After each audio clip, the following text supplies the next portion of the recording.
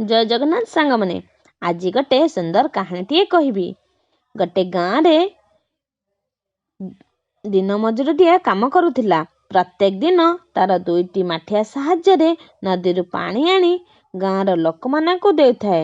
दिनकर कथा सबुदिन परी से नदी को पानी आनी गला बेलकु देखिला गोटे माठिया रे गोटे छोट कणा होईछि। माठिया किनिबा पई ता पाखरे सेतक टंका नथाए। से सेमिति सेई माठिया नेई नदीरु पानी आनी लोकमानकु देउथाए। लोकमाने ताकू बहुत कथा कहती, कारण गोटे माठिया रे अधिक पानी थिबा बेले आ गोटे माठिया रे कम पानी रही थाए। गाल सुनी ताको किछि फरक पड़ेनी। तार सुंदर माठिया दुईटी को भल लगी न थाए। दिने तार माठिया दुईटी को नदी पाखरे रखी हाथ धोउथाए। सही समय रे कणा होइथिबा माठियाटी कहूची, बाबू मो पई आपन को बहुत कथा सुनिबा को पड़ुची। मु कणा होई गले मोर स्थान खतगदा, किंतु आपण कणा हैला परे भी मते व्यवहार करूछंती। सेथि पई लोकमानठू बहुत कथा सुनिबा को आपन को पड़ुची। बाबू कहूची, मु गाली सुनिली तो कौन हैला, मु बहुत खुशी।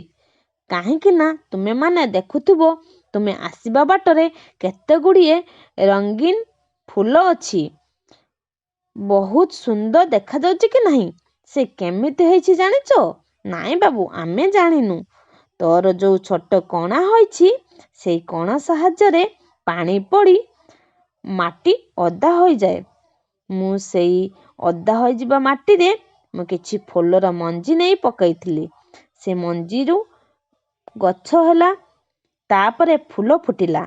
सेई फूल को बाजार रे बिकी किछि टंका इनकम कली।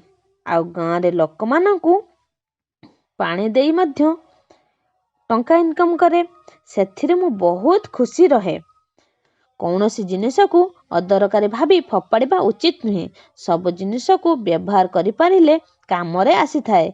एही कहानीटी सुनी आपण मानकु केमिति लागिला आपण माने कमेंट माध्यम रे जणैबे। Like share subscribe my channel.